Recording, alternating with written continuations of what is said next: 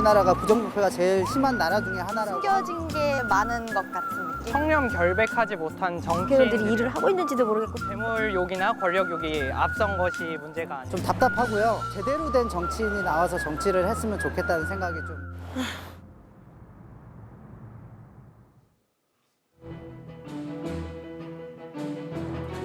안녕하십니까, 유석현입니다. 지난해 교수들이 뽑은 올해의 사자성어가 있습니다. 바로 군주민수. 임금은 배, 백성은 물. 물은 배를 띄울 수 있지만 반대로 뒤집을 수도 있다는 뜻인데요. 대통령 탄핵을 넘어서 검찰개혁과 재벌개혁, 그리고 정치개혁 등 우리 사회의 근본적이고 질적인 변화를 요구하고 있는 2017년. 이제 우리 민심의 향방은 어디로 흘러가고 있을까요? 국민신문고 신년 특집, 오늘은 정치개혁에 관한 이야기입니다. 먼저 2017 리서치 센터를 연결해서 국민의 생각 살펴보겠습니다.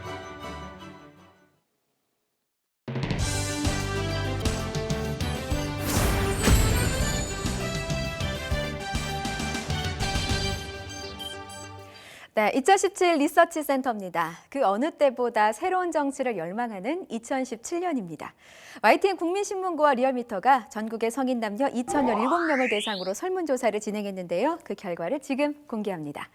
먼저 2016년 한국 정치에 대한 평가를 학점으로 물어봤습니다. 응답자의 75% 이상이 가장 낮은 점수인 F 학점을 주셨는데요. 국민이 이렇게 낮은 점수를 준 이유도 분석해야겠죠. 응답자의 43.7%는 비리와 부정부패를 가장 큰 문제라고 꼽았습니다.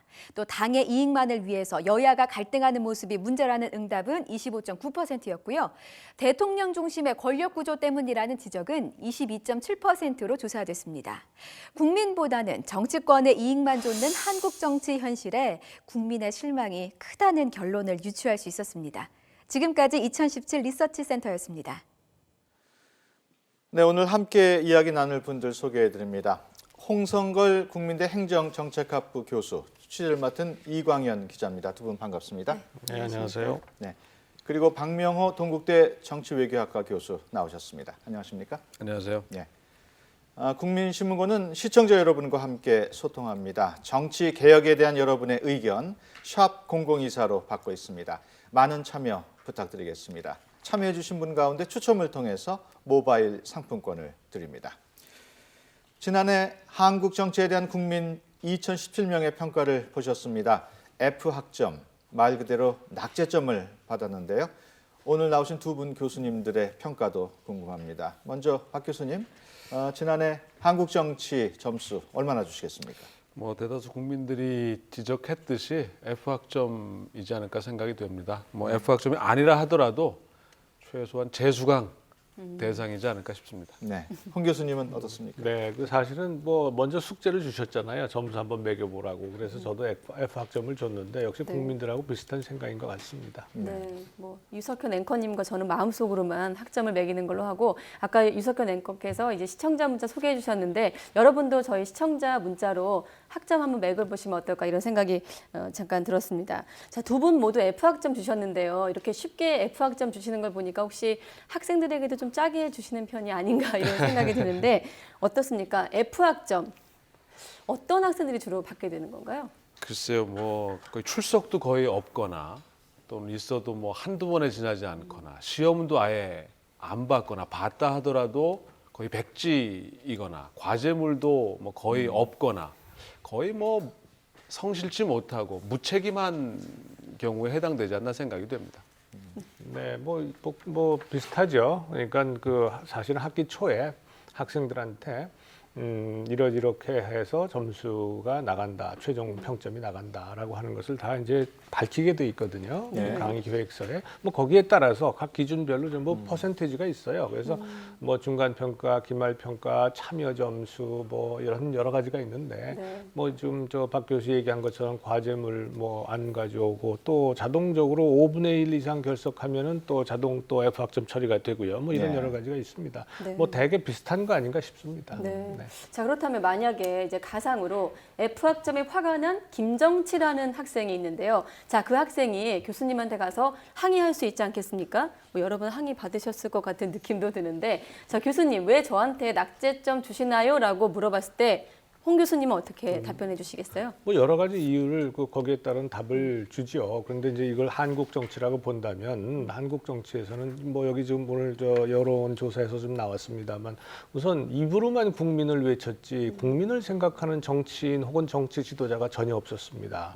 다 자신들의 당리당략에 눈이 어두워서 국민의 삶이라든가 혹은 지금 경제적 어려움을 해소할 수 있는 여러 가지 법안들에 대해서 여당이든 야당이든 할 것 없이 도대체가 신경을 전혀 안 썼어요. 그러니까 오늘날 지금 국민들이 이렇게 고생하지 않겠습니까? 뭐 이거 하나만 가지고도 사실은 학점을 받을 수가 없죠. 근데 그 외에도 뭐 여러 가지 뭐 지금 저희 농단 여러 가지 최순실 농단을 비롯해서 우리가 상상하기 어려운 일들이 지금 한국 정치에 벌어지고 있습니다. 그러니 F학점이라는 것도 참 F학점을 준다고 그러니까 학점을 진짜 주는 걸로 생각하고 착각을 하고 있다고 저는 나무랄 것 같아요.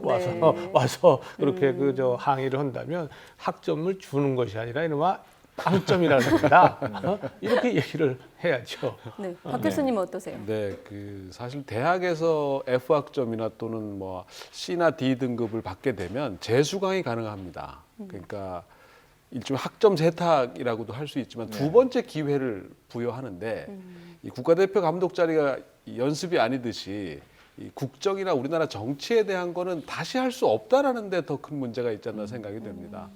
따라서 이 불성실하고 무능력하고 무책임한 학생들이라고 한다면 이 국정에 관해서 정치에 관해서도 우리나라 정치에 관해서도 이런 무능력, 무책임, 또 불성실 이것은 결국은 뭐 국가적인 재앙이 아닐까 생각이 됩니다. 그거 아시죠? 박 교수? 이제 제도가 바뀌어서요. 학점 세탁 불가능합니다.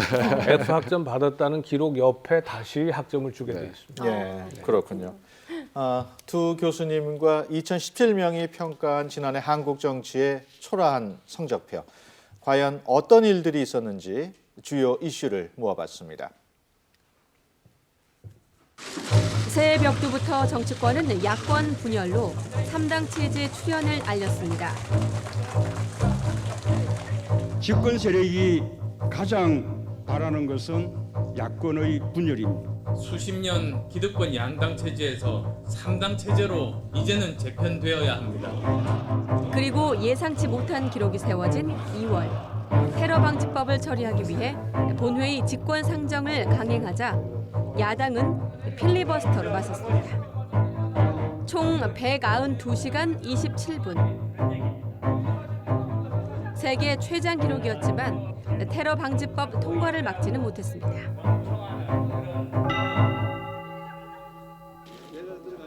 여야 모두 공천 전쟁의 열을 올렸던 3월. 극심한 계파 갈등을 겪은 곳은 새누리당이었습니다.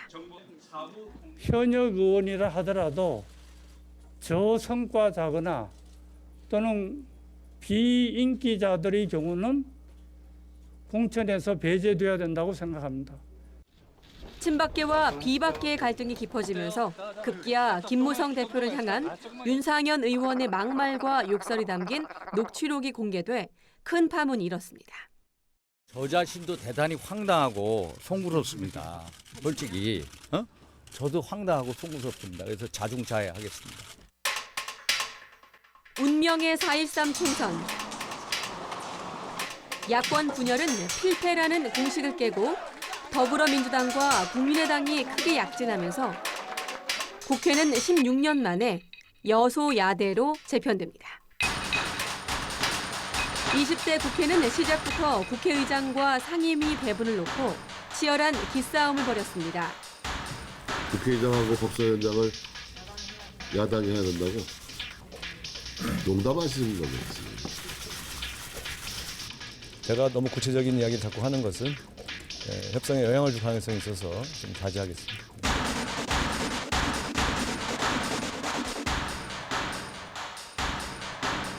줄다리기 끝에 국회의장은 원내 일당인 더불어민주당이, 운영위와 법사위원장은 새누리당이 맡았습니다. 초유의 여당 대표 단식 투쟁.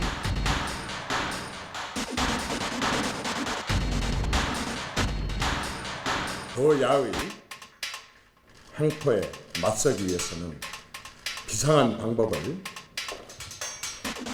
쓸 수밖에 없습니다. 농림축산식품부 장관 김재수 해임 건의안은 가결되었음을 선포합니다. 각종 의혹으로 논란이 됐던 김재수 농림축산식품부 장관 해임 결의안을 야당이 단독 처리한 것에 반발해 정세균 국회의장 사퇴를 요구하면서 벌어진 일입니다. 사상 초유의 국회의장이 사퇴할 때까지 단식을 하겠다 하고 선언하고 단식 농성에 돌입했습니다. 이런 역사는 찾아볼 수 없습니다. 최순실 태블릿 PC 보도는 정치권 모든 이슈를 블랙홀처럼 빨아들였습니다. 대한민국은 엄청난 충격에 빠졌습니다. 국민들은 분노했고 촛불은 광장을 가득 메웠습니다. 박근혜 대통령의 대국민 담화는 성난 민심에 기름을 끼얹었습니다.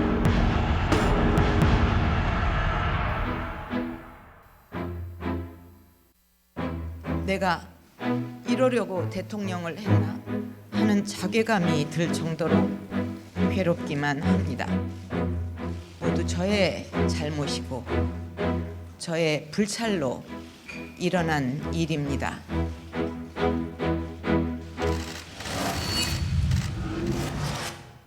그리고 지난해 12월 9일 총 투표수 299표 중 가 234표, 부 56표, 기권 2표, 무효 7표로서 탄핵 소추안은 가결되었음을 선포합니다. 이제 대통령 탄핵 심판의 공은 국민에서 국회로 다시 헌법재판소로 넘어가 결과를 기다리고 있습니다.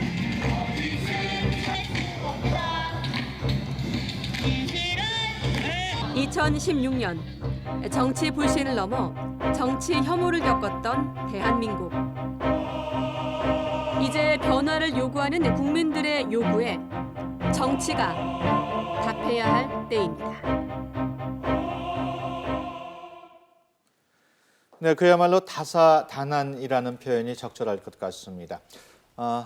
먼저 홍 교수님, 지난해 정치 이슈 가운데 국민들에게 가장 뭐라 그럴까요? 점수를 잃은 부분 어떤 부분일까요? 뭐 많이 있겠습니다만 사실은 지난 4.13 총선에서요. 아마 기억하시는 분은 이제 생각이 나시겠습니다만은 집권 여당인 새누리당이 아주 압도적인 승리가 예상됐던 선거입니다. 네. 그런데 그것을 공천 과정에서 이한구 공천위원장 그다음에 이 소위 친박 비박계의 갈등 속에서 이 승리를 압도적 승리를 완전히 날려버리다 못해서 이제 완전히 집권 여당이 지금 새누리당과 바른정당으로 분열이 됐고 양당을 합쳐서도 지지율이 지금 20%에 겨우 미치지 못하는 지금 완전히 쪼그라지는 상태가 돼버렸어요. 그리고 그것이 오늘날 한국 정치에 특히 2016년에 있어서 한국 정치에 대한 국민들의 어떤 불신 이것을 아주 가중시키는 근본적인 원인이 됐다. 뭐 저는 그런 점에서 지난 새누리당의 공천 과정을 가장 참 추한 역대 공천 과정에서 가장 추한 모습으로 기억이 하고 싶습니다. 박 교수님은 어떻게 보십니까? 아무래도 국민들 대다수가 한국 정치에 대해서 F학점을 준 결정타는 역시 최순실 게이트가 아닌가 생각이 됩니다. 비리와 부정부패의 어떤 상징처럼 돼 있고요. 아직도 진행 중인 언제 마무리될지 과도기적인 불확실성이 계속되는 근본 원인이 있지 않나 생각이 되고 이를 통해서 정치권이 이제 앞서 홍 교수님 말씀하신 대로 신뢰를 상실했습니다. 정치권 본연의 역할을 해줬어야 할 이 공공성의 문제라든가 또는 이 문제 해결 능력을 거의 상실했다 이제는. 따라서 국민들의 정치 불신이 이제는 거의 뭐 최악의 상태까지 오는 것 아닌가 이렇게 생각을 합니다. 네, 제가 앞서 프로그램 시작할 때 학점을 좀 매겨달라고 말씀드렸더니 낙제점 을 주고 싶다는 시청자 문자가 많이 지금 오고 있습니다. 두 분 말씀하실 때 잠깐 뵀는데요. 자, 앞서 두 분의 두 교수님의 의견과 저희가 이제 2017년의 여론조사 결과를 비교해봐도 크게 내용이 다른 것 같지 않습니다. 자, 한국 정치의 문제점 1위는 43.7%가 비리와 부정부패였고요. 2위가 25.9%. 여야 갈등 순으로 나왔습니다. 자, 먼저 비리 및 부정부패, 저희가 5년마다 반복되고 있다 이래도 과언이 아닐 정도로 반복해서 보고 있는 장면들이 아닐까 싶은데, 자, 박 교수님, 네. 집권 세력의 몰락, 불행으로 표현할 수도 있을 것 같은데 끊어낼 좀 방법, 묘안은 없을까요? 글쎄요, 많은 고민들을 해오고 있고 또 많은 대안들이 제시되고 있는데 이게 일정한 간격으로 지금 반복적으로 우리가 겪고 있는 것 같고요. 그래서 뭐 개헌도 하나의 대안으로 제시가 되고 있고 또 여러 가지 이제 그 묘안들이 나오고 있습니다만 근본적으로는 우리가 지금 갖고 있는 대의제의 경우에는 결국은 우리를 대표할 수 있는 사람을 잘 뽑는 것에서부터 시작을 해야 되는데 그 잘 뽑기 위한 여러 가지 방안들이 또는 제도들이 결과적으로는 제대로 작동하지 못했다라고 할 수밖에 없습니다. 정당이 그 과정에서 제 역할을 못했던 거고 선거 과정에서 후보자나 정당들을 제대로 검증하지 못했다라는 거거든요. 결국 우리는 시간이 한참 지난 후에 결과로서만 이것을 알게 되니까, 그러니까 결국 뭔가 잘못됐기 때문에 이런 결과가 나왔을 터인데, 따라서 그 근본적인 원인은 유권자들이 잘못 뽑은 것이고 뭔가 잘못 알고 있었던 것이고 우리가 제대로 알고 있지 못했다라는 것이기 때문에 결국 대의제의 성공은 얼마나 잘 뽑아낼 수 있겠느냐. 그래서 이번에 아마 그 촛불 사태를 겪으면서 이 공화국 시민들의 역할이 얼마나 중요한 것이고 우리 각자의 한 표 한 표가 얼마나 소중한 것이며 우리 집단의 선택으로서 나타났을 때 이것이 우리 공화국을 수호할 수 있는 최전선에 있다, 이렇게 봐야 되지 않나 생각이 됩니다. 예. 홍 교수님은 어떻습니까? 글쎄 이제 끊어낼 방법이 없느냐고 지금 물으셨는데 이게 어떻게 그 한 가지 방법으로 가능하겠습니까? 분명한 것은 1987년 개헌 이후에 지금까지 6차례에 걸친 정부가 모두 다 불행한 종말을 맞았다는 공통점이 있어요. 근데 네. 이제 물론 그 안에 여러 가지 이 차이는 디테일한 차이는 있습니다만은 많은 분들이 지적을 합니다. 물론 직접적인 원인은 박 교수 얘기한 것처럼 결국 국민이 잘못 선택한 거죠. 그렇지만 선택하는 그 시점에서 국민들의 선택은 제가 지금까지 정치 평론이라고 하는 것을 해온 한 10여 년 이상의 기간을 놓고 또 되돌아볼 때 항상 절묘하고 아주 그 옳았던 판단이었던 것 같아요. 그런데 그럼에도 불구하고 결국 왜 이런 그 결론으로, 좋지 않은 결론으로 막을 내리느냐, 뭐 여러 가지 원인을 얘기합니다. 승자 독식 구조라고 하는 측면도 있고요. 또 정당이나 정치인들이 지금 얘기 잠깐 했습니다만은 제 역할을 못했다. 그 제 역할을 못한다는 얘기는 선거 때만 국민에게 고개를 숙이는 거예요. 그리고 선거만 끝났다 하면 고개 뻣뻣이 들고 국민에게 갑질을 한단 말이죠. 근데 이걸 뻔히 알면서도 국민들은 또 선택을 어떻게 하느냐. 입으로는 분명히 국민들도 알아요. 마음으로는 알아요. 이게 합리적으로 우리가 정말 좋은 사람 혹은 좋은 정당을 선택해야 되겠다. 하지만 정작 선택할 때에는 우리가 남이냐, 내가 속한 지역, 기타 여러 가지 연고주의를 가지고 선택해온 것도 또 사실입니다. 그래서 이런 모든 것들이 구조, 제도, 그리고 개인의 어떤 선택, 이 세 가지가 전부 다 종합적으로 합쳐져서 오늘날의 이러한 결과를 초래해 왔는데, 그 중에서도 지금 이제 논의되고 있는 개헌은 어떻게 하면 이런 승자 독식 구조를 비롯한 여러 가지 제도적 측면에서 이런 말하자면 정권 말기에 항상 무너지는 이런 것을 좀 끊어낼 수 있는 계기를 마련해 보겠느냐, 이것을 지금 논의하고 있는 거죠. 잠시 후에 저희가 또 개헌은 본격적으로 얘기할 또 타이밍이 있을 것 같은데 박 교수님께 추가 질문 제가 간단히 드리면, 앞서 대의제가 잘 작동하지 않았다 이렇게 말씀하셨거든요. 그러면 그래서 유권자가 선택을 잘 못했다, 이런 측면이 있다고 말씀하셨는데, 그렇다면 다시 거꾸로 이제 돌아가서 대의제가 잘 작동하려면 어떤 것들이 좀 잘 이루어져야 할까요? 글쎄요, 일단 그 과정에서 작동하는 기제들이 제 역할을 해야 되는데요. 가장 대표적인 정당입니다. 이제 그다음에 의회고 또 선거 과정이기 때문에 이게 이제 셋이 맞물려 돌아가야 되는데, 이것들이 이제 결국 어디선가 한번 어그러지기 시작한다면 그 대의제가 원래 기대되는 역할을 하지 못했다라는 것이 됐거든요. 따라서 그 이번에 촛불 민심의 경우에도 결국 그것들이 정당이나 의회를 통해서 이 표출되어야 되고 해결이 되어야 되는 것인데 그럼 그들이 못하니까 시민들이 직접 나설 수밖에 없게 된 거고요. 탄핵이라고 하는 것도 결국은 시민들의 요구를 제도권 안으로 이제 정리해낸 것에 불과하지 않겠나 생각이 됩니다. 따라서 이제 앞으로 조기 대선이 불가피한 상황이 다가오고 있는데 좀 더 이 정당과 의회가 제 역할을 할 수 있도록 또 제 역할을 함으로써 이런 그 시민들의 요구를 반영하는데 좀 더 이 강조점이 두어져야 된다고 생각합니다. 제가 조금만 더 덧붙일게요. 간단하게. 대의제가 제대로 작동 안 하는 가장 근본적인 이유는 책임 정치가 안 되기 때문에 그렇습니다. 무슨 얘기냐면 정당이든 정치인이든 간에 잘한 정당 혹은 잘한 정치인에게는 상을 줘야 돼요. 그 상의 가장 큰 건 재선이라는 거거든요. 재선 혹은 재집권이에요. 그런데 우리의 유권자들이 그동안에 뭐 잘했든 못했든 우리 고장에는 특정 지역에는 특정 정당이 90% 이상 당선이 되고 하는 이것이 반복돼 왔습니다. 지난 6차례의 87년 체제 이후에 6차례의 대선이나 혹은 총선, 뭐 기타 지방선거에서 정확히 같은 모양이 반복돼 왔습니다. 그러니까 결국은 대의제의 핵심, 대의제가 잘못 작동이 제대로 안 되는 이유는 어디에 있느냐?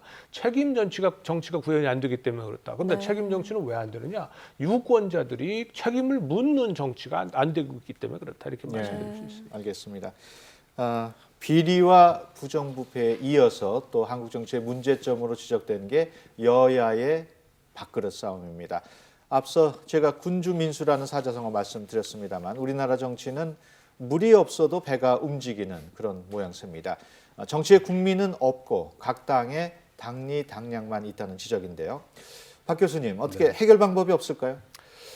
그 정치인들이나 또 정치인들의 집단인 정당에게 선의만을 요구하기는 좀 무리라고 생각이 됩니다. 가장 합리적인 사람들이고 가장 합리적인 그룹이 아닌가 생각이 되는데 그것은 바로 권력에 대한 의지라고 볼 수 있거든요.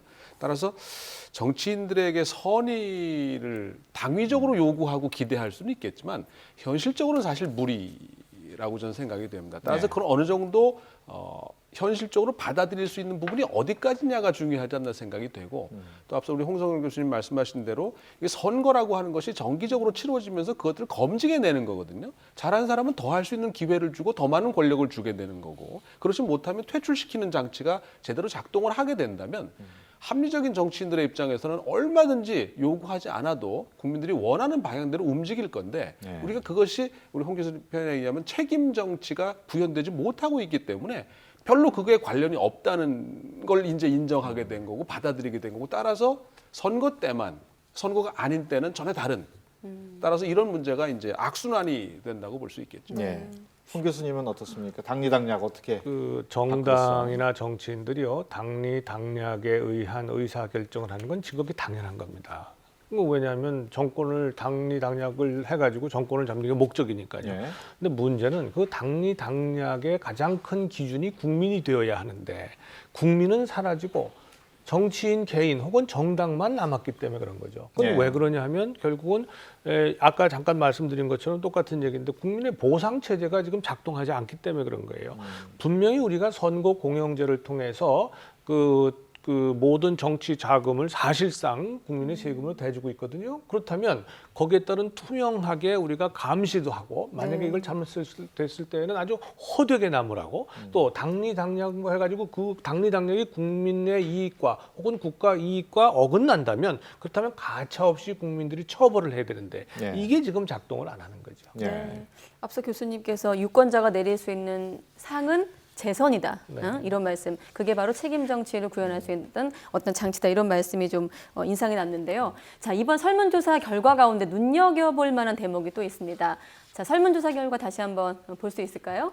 자, 대통령 중심의 권력 구조. 지금 방송에 나오고 있죠. 22.7% 생각보다 많은 분들이 이 부분을 주목하고 계시는데요. 자, 박 교수님, 물론 뭐 앞서 지적하신 대로 최순실 게이트 영향도 크겠습니다만은 사실 뭐 이 문제는 지금까지 정치권 안팎에서 계속 논의가 되고 있는 이슈 가운데 하나 아니겠습니까? 자, 개헌 이 문제와 관련해서 국민들도 특히 이번 이런 시국을 맞으면서 어느 정도 좀 공감대가 형성되고 있다고 봐도 될까요? 그렇습니다. 이게 조금 미묘한 부분인데요.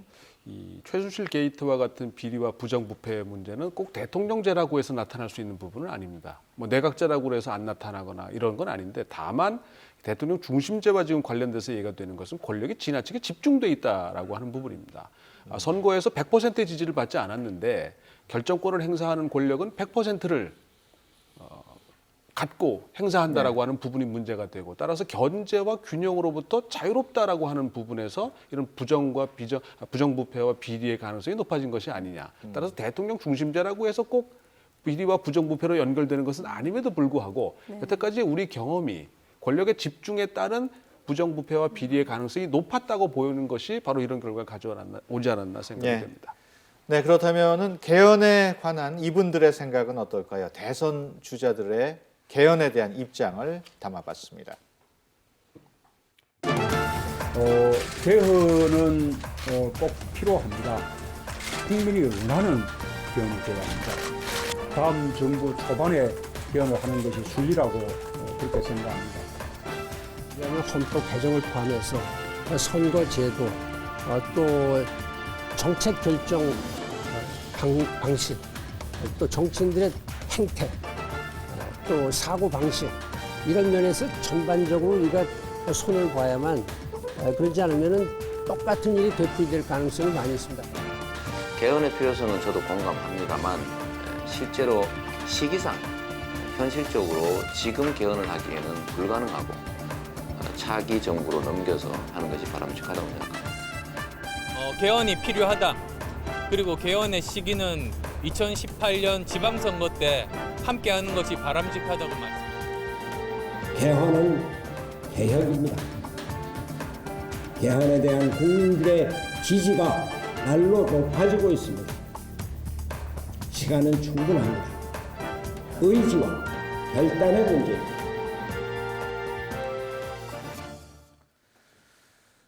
네, 대선 시기가 빨라질 것으로 예상되면서 유력 대선 후보들은 개헌과 관련해서 각자 다른 계산을 하고 있는 상황입니다. 상당한 진통 그리고 갈등이 뒤따를 것으로 보이는데요. 이광현 기자, 네. 지금 논쟁이 되고 있는 부분 어떤 부분입니까? 네, 저희가 정리를 좀 해봤습니다. 자, 개헌을 둘러싼 논쟁 크게 이제 세 가지를 꼽을 수 있는데요. 바로 언제, 어디까지 어떻게 하느냐로 추계하게 될 수 있습니다. 하나씩 좀 따져보죠. 먼저 첫 번째 쟁점입니다. 바로 시기의 문제인데요. 자, 대선 전과 대선 이후 이렇게 나뉩니다.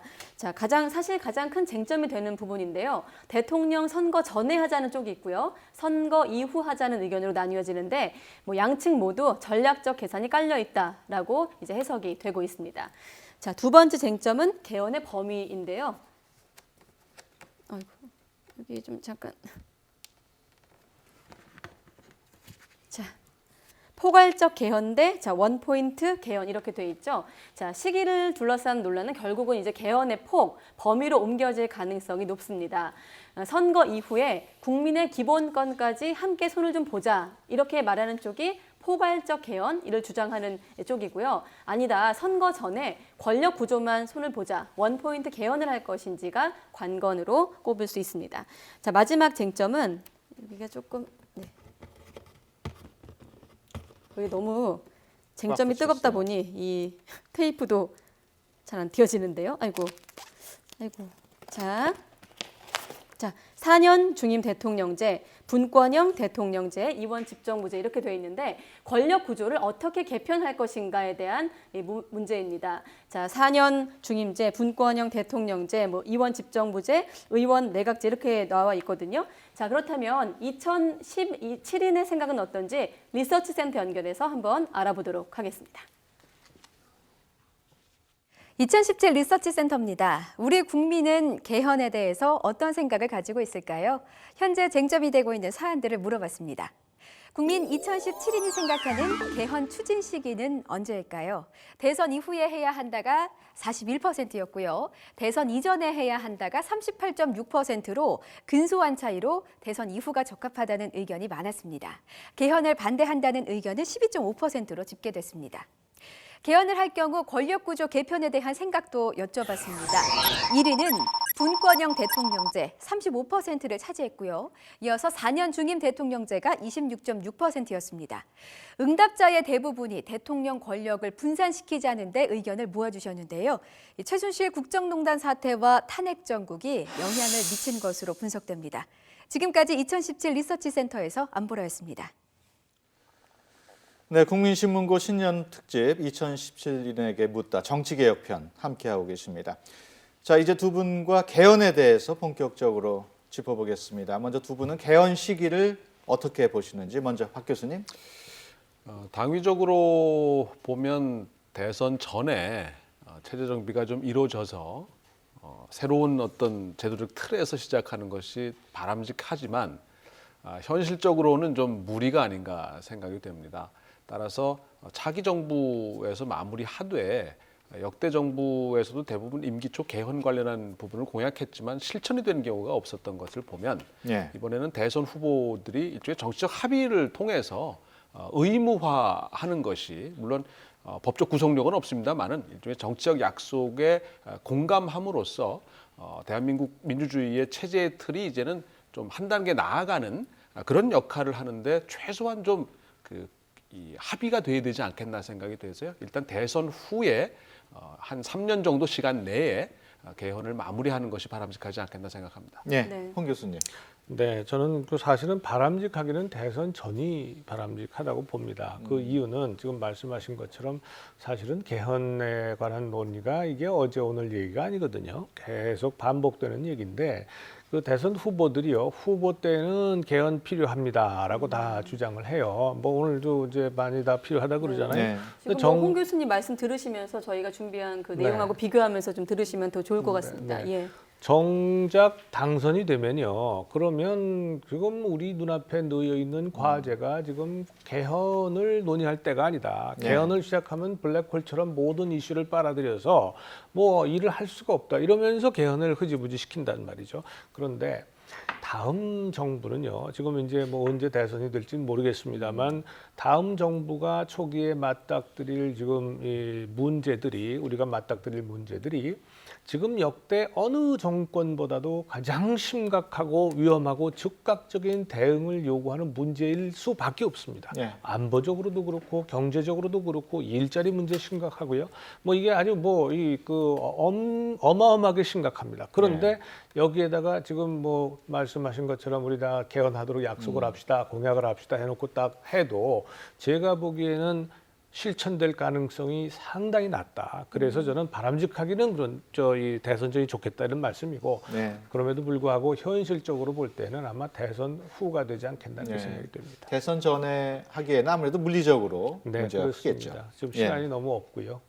네, 결론적으로 두 분 모두 시기상으로는 대선 후에 그리고 또 권력 구조만 손보는 원포인트보다는 포괄적 개헌이 더 낫겠다는 이런 말씀이신 것 같은데 어떻습니까, 박 교수님? 네, 역시 포괄적 개헌이 뭐 바람직하다고 볼 수 있겠지만 사실 그 개헌을 뭐 자주 하면서 나쁜 건 아니거든요. 다만 이제 포괄적 개헌이냐 원포인트 개헌이냐고 구분하는 이유는 다 내놨을 때 어디까지 과연 국민적 합의가 가능하겠느냐, 이 제한된 시간 안에서 이것이 쟁점이 아닌가 생각이 되고요. 따라서 일단 쉽게 또는 당장 급하게 해야 되는 부분부터 처리하자라는 게 원포인트 개헌의 핵심이 아닌가 생각이 되고 또 좀 이따 논의하겠지만 이 권력구조 문제만 중요한 사안은 아니거든요. 우리 국가의 체제라고 하는 부분 또는 그동안 기본권과 관련된 부분 또 영토와 관련된 부분 시대 상황이 많이 바뀌었기 때문에 따라서 종합적인 논의가 필요하지만 잘못했다가는 나라가 온통 또 개헌 논의 속으로만 빠져들고 또 분열상만 더 노정시킬 수 있다는 부분 때문에 좀 현실적인 방법을 택하자는 의미에서 원포인트 개헌에 좀 많은 방점이 찍힌 것이 아닌가 보여집니다. 네, 홍 교수님은 어떻습니까? 저는 포괄적인 개헌이 필요하다고 생각하는데요. 그 이유는 이렇습니다. 87년 헌법을 우리가 만들 때에 사실은 그 당시까지 권위주의 정권의 어떤 그런 폐해, 장기 집권을 막아야 되겠다는 그런 시대적인 그런 그 소명 의식이 있었어요. 그러다 보니까 대통령 5년 단임제에만 너무 그냥 방점을 둔 겁니다. 그래서 나머지 부분에 대한 아주 깊은 그런 논의라든가 성찰이 우선 부족했어요. 그다음에 두 번째는요. 지금 30년 정도 지났는데 지금 이 시기에 30년은 과거의 300년보다도 훨씬 더 큰 변화를 시간적으로는 짧지만 큰 변화를 우리 사회나 정치 경제에 지금 던져주고 있습니다. 그래서 이 변화를 우리가 헌법 속에 수용하지 않으면 지금 현재 가지고 있는 헌법 가지고서는 상당한 문제가 있겠다. 그래서 지금 말씀하신 것처럼 개인의 기본권 확장 문제, 감사 기능의 국회 소관 문제, 또 국회의 책임을 높이고 지금 책임만 이 국회가 권한만 있고 책임은 안 져요. 그래서 국회의 책임에 관련된 문제들, 예산권을 어디 갖다 주느냐 하는 문제.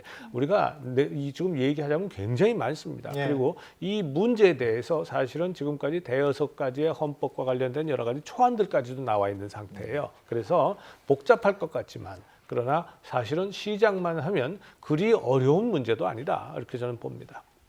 네. 결론적으로 두 분 모두 시기상으로는 대선 후에 또 권력 구조만 손을 보는 원포인트 개헌보다는 포괄적 개헌을 주장하시는 거죠, 박 교수님? 그렇죠. 현실적으로는 이제 원포인트 개헌이 좀 불가피하지 않겠나. 포괄적인 개헌 논의를 통한 개헌이 합리적이긴 하겠지만 뭐 그런 의미에서 원포인트 개헌이 아닌가 생각이 됩니다. 근데 사실 또 개헌만 능사냐 이런 시각도 있습니다. 개헌하면 우리 정치가 마치 개혁될 것처럼 말씀하시는데 어떻습니까, 황 교수님? 결코 아니죠. 지금 그 말씀이 옳습니다. 뭐 우리가 이 책이 나빠서 공부 못한다는 사람이 이해가 안 되잖아요. 그러니까 교과서가 나빠서 공부 못한다는 것이 설득력이 없는 것처럼 법이 꼭 나빠서 혹은 헌법이 문제가 있어서 지금 우리가 이 문제를 일으키는 건 아니거든요. 그러나 그럼에도 불구하고 아까 말씀드린 것처럼 30년이 지나는 동안에 우리 사회뿐만 아니라 과학기술 또 문명사적인 변화가 인류에 굉장히 큰 변화가 왔어요. 그리고 자본주의 시장경제도 일반적인 그런 자유 경쟁이 아니라 우리가 국가적 책임, 사회적 책임을 굉장히 강화해야 될 지금 시점에 와 있습니다. 이것을 이 헌법에 반영을 해서 여러 가지 문제를 동시에 치유하고 21세기에 보다 더 나은 그런 이 발전지향적이고 안정지향적이고 국민의 행복을 지키는 이러한 방향으로 개헌을 하자는 얘기죠. 다시 한번 좀 개헌의 얘기를 조금 더 들어가서 얘기를 해보면, 자, 개헌의 시기와 범위는 각각 달라도 지금의 제왕적 대통령 중심의 권력 구조는 좀 바꿔야 한다는 국민의 요구는 공통된 부분이 아닐까 이런 생각이 드는데요. 자, 그 대안으로 여러 가지 권력 구조가 논의되고 있습니다. 설문조사에서는 1위로 분권형 대통령제를 선호한다고 답변을 해주셨는데요. 자, 박 교수님은 사실 이 부분도 토론이 많이 좀 시간을 갖고 여유 있게 여쭤봐야 될 부분이긴 합니다만은 어떤 권력 구조가 우리 정치 현실과 실정과 좀 맞다고 보세요? 정답은 없는 문제입니다. 다만 이제 그 나라의 역사적인 배경이라든가 환경이라든가 다양한 요소에 의해서 결정할 수 있는데요. 지금 아마 분권형 또는 이원 집정제를 합해 보면은 거의 절반이 조금 넘는 국민들이 이런 류의 정부 형태를 선호하는 것으로 나와 있지 않습니까? 이것은 아마 지금 시대적인 요구가 분권과 견제와 균형의 원리에 보다 충실한 정치 제도를 요구하는 것이 아닌가. 이와 더불어서 대의제의 보다 나은 작동을 위해서는 대표성의 부분이 강화되어야 된다라고 하는 국민적 요구를 반영한 것이 아닌가 생각이 되고요. 따라서 대통령 중심제라고 해서 꼭 그것이 권력의 집중은 아니거든요. 원래 의미에서는 사실 권력의 분립을 지향하는 이 정치 제도임에도 불구하고 우리나라에서는 그런 제도적 장치들을 함께 가져가지 못하고 있기 때문에 경우에 따라서는 대통령 중심제를 전제하면서도 얼마든지 견제와 균형의 제도적 장치들을 가질 수 있습니다. 따라서 지금의 시대적 요구를 반영하는 의미에서 본다면 대통령 중심제를 전제하고도 충분히 가능한 일이고, 따라서 분권, 이것이 지역적이든 제도 간이든 또는 분권과 견제와 균형의 시대 정신을 보다 실현하는 방향으로의 개헌을 요구하는 것이 아닌가 생각이 됩니다.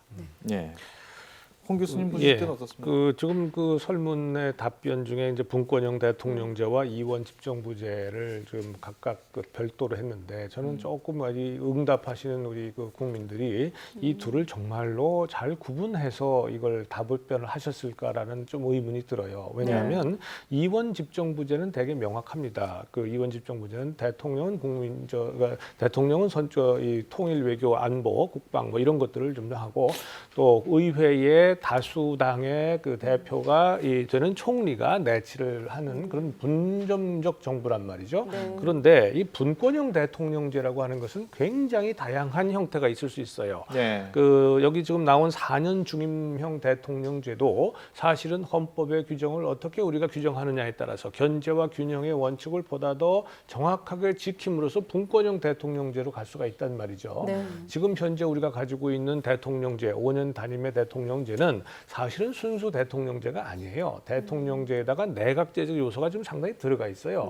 그래서 지금 국회의원들이 뭐 장관도 막 겸직하고 막 이러지 않습니까? 이게 4년 중임 대통령제에서는 이게 있을 수가 없는 겁니다. 그래서 이런 그 여러 가지 그 명확한 구분을 이해하고 답변을 하셨는지 모르겠습니다. 저는 지금 우리가 제왕적 대통령제라고 하는데 그다지 동의를 하지는 못합니다만 우리의 지금 제도가 대통령이 상당히 많은 일을 마음대로 할 수 있고 승자 독식 구조를 가지고 있고 만들고 있고 하는 이런 문제가 있기 때문에 오히려 아까 잠깐 말씀드린 책임 정치를 구현한다는 측면에서 4년 중임제를 함으로써 4년을 잘했을 때 이 국민이 다시 정권을 주는 것이고 4년을 잘 못하면 정권을 뺏는 거죠.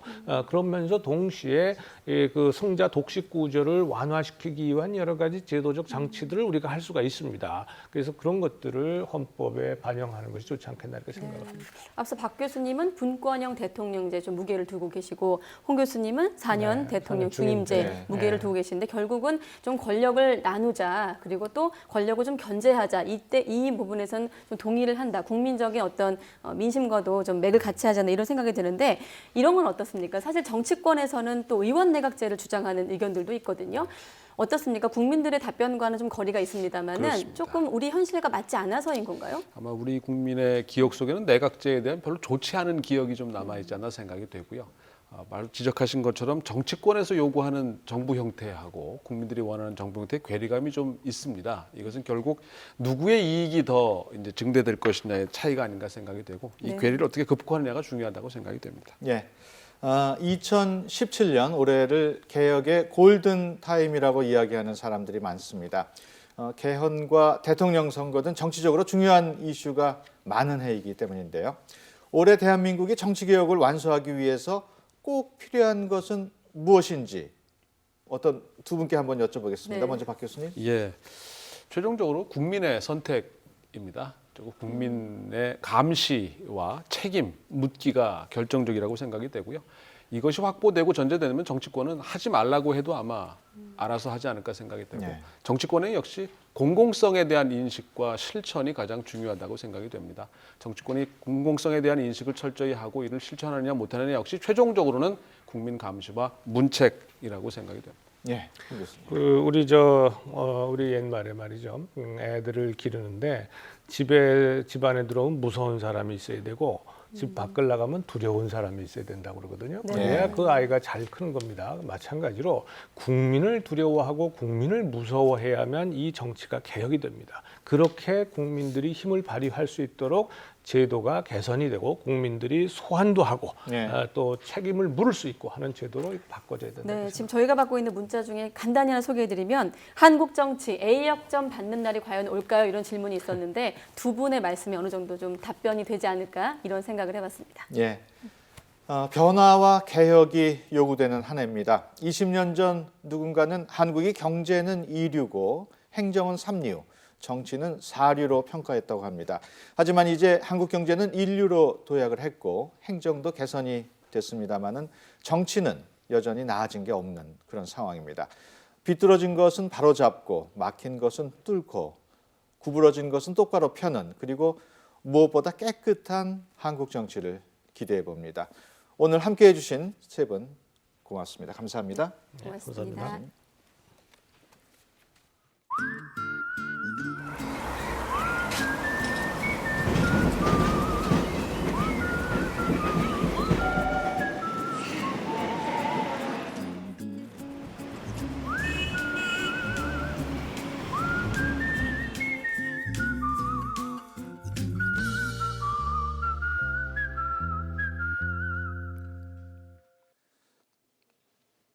지난 3주간 저희는 국민 2017명의 설문조사를 바탕으로 검찰과 재벌 그리고 정치개혁에 대한 신년 특집을 방송했습니다. 시청자 여러분 어떻게 보셨습니까? 특집을 마무리하면서 저희는 끝으로 이런 질문을 드렸습니다. 올해 선출된 새로운 대통령의 최우선 과제는 무엇입니까? 라는 질문인데요. 그 결과 1위는 부정부패 척결이었습니다. 건강하고 투명한 대한민국을 원하는 국민의 염원 꼭 잊지 않기를 바랍니다. 국민신문고 오늘 여기서 마치겠습니다.